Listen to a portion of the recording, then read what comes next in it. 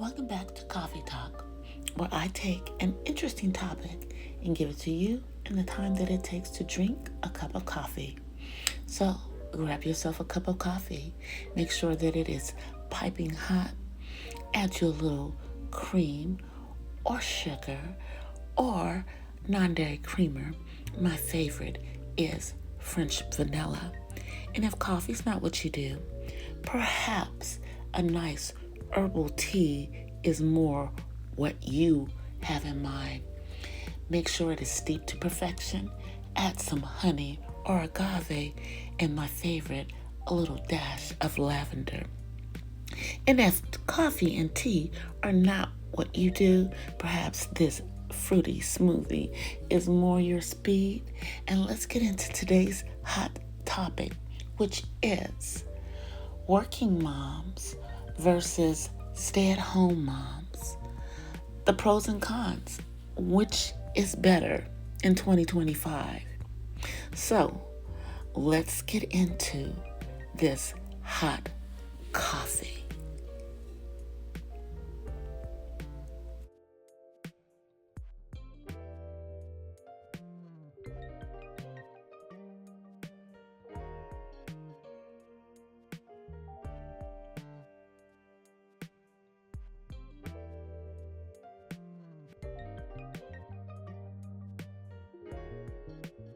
Now, let me start by saying, in regards to this topic, I have been a working mom and I have been a stay-at-home mom.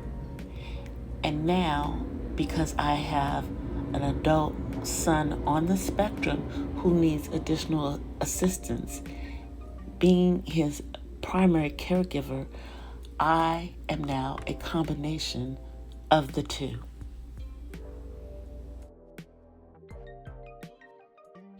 In 2025, and the debate between being a stay-at-home mom and a working mom continues to evolve, shaped by economic conditions, technological advancements, and shifting societal expectations. Both roles come with unique benefits and challenges, and the right choice depends on who you are and your circumstances, your family needs, and personal fulfillment. So now let's talk about some of the pros to being a stay-at-home mom. One of the biggest pros is more time with your children. Stay-at-home moms can be fully present with their children for milestones, school activities, and emotional development. One of my best friends, who happens to be a mother of 6, was a stay-at-home mom with all of her children, and in doing that, she saw everything. With her first 2 children, she went into the office part-time, but her kids went with her. And because of having the kids, this also allowed her to have a flexible schedule. She didn't have the work hours as rigid. And being a stay-at-home mom, you can structure your days around your kids' needs, which is what she did during that short time that she was working in the office part-time. Other pros to being a stay-at-home mom are the lower childcare costs. Eliminating childcare and nanny expenses can save family thousands.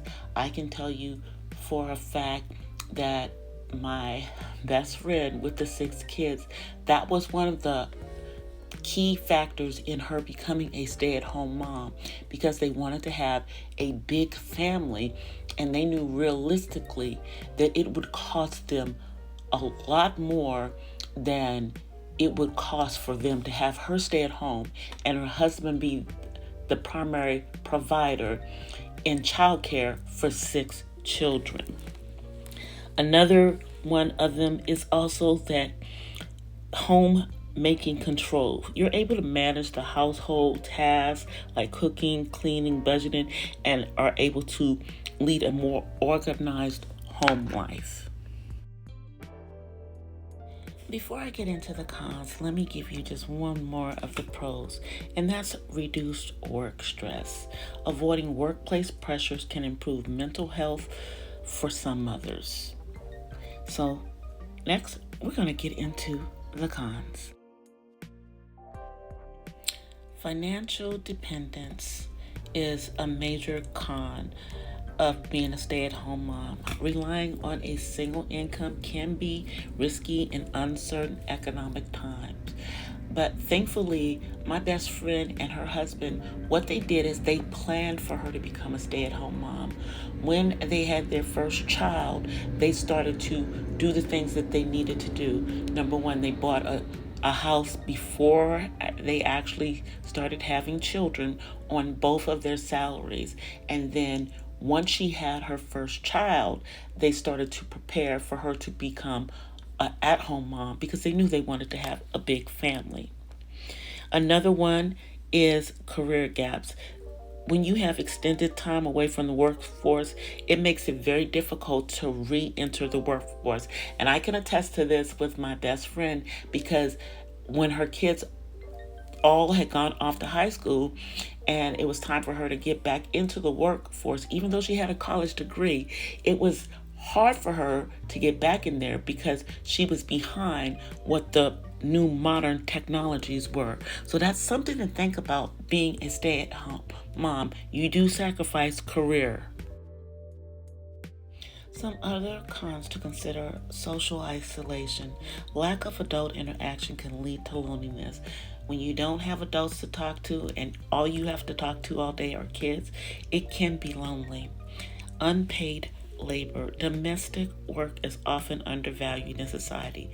People think that stay-at-home moms are at home kicking it, doing nothing. And then you have identity struggles. Some stay-at-home moms may feel a loss of personal identity outside of being a mother.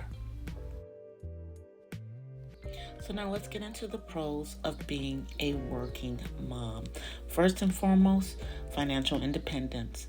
Dual incomes provide greater financial security and opportunities for families. And working outside of the home, having your own money coming in, does make a lot of women feel more secure and allows the family to do a lot more with what's coming in. Also, you have career fulfillment. Many women find professional achievements personally rewarding. Additionally, you have social engagement. Workplace interactions can reduce isolation and build a support network. Here are a couple more pros. Role modeling. Children may learn independence, ambition, and work ethic from their mothers. And retirement benefits. Continued employment ensures contributions to retirement savings and Social Security. Now let's get into some of the cons. Work-life balance struggles. Juggling career and family can lead to burnout for many women. Gone are the days of women thinking that they are super women when it comes to being a working mom and also coming home and doing motherly duties. Also, the childcare challenges. Finding reliable, affordable childcare remains a major stressor. And then we have mom guilt. Many working moms feel guilty over missing time with their children. Because of their natural maternal instincts, they feel guilty that they're not there at all times. Again, not being able to be super mom.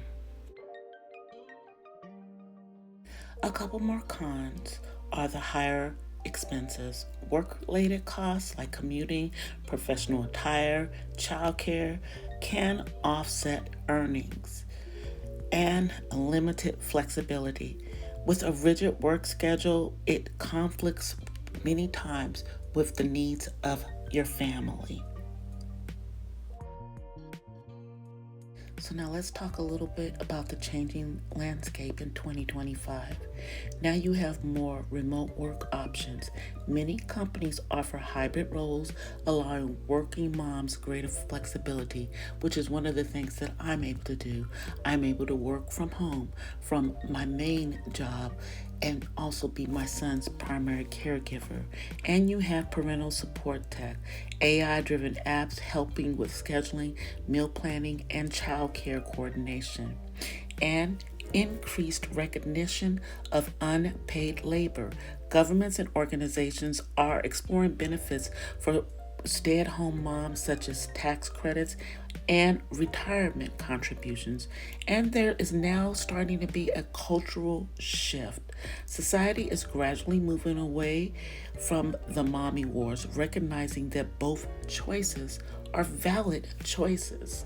In other words, there is no one size fits all answer for the stay-at-home mom versus working mom debate. Now, I hope that this has been interesting and helpful to you guys. Of course, I expect to see you guys giving me your opinions in regarding working mom versus the stay-at-home mom debate down in the comments section. I will, of course, give you some of my resources that I used in today's commentary in the details of this video. Now it's time for me to go get me another cup of coffee so that I can start working on the next video for you guys and come up with some more hot, juicy topics for you. Now, if you are not already subscribed to my channel, what are you waiting for? Go ahead, hit that bell, double tap that bell so that you are able to get all of my upcoming notifications for all the content that I put on this channel. And I would love it if you would go ahead and follow me on my other social media. You can find me on TikTok and Instagram as DC the Purple Diva. And go ahead, if you would, and follow me on my other YouTube channel, The Purple Diva Den, where I share my spoken word. I'll see you guys in the next one. Until then, peace.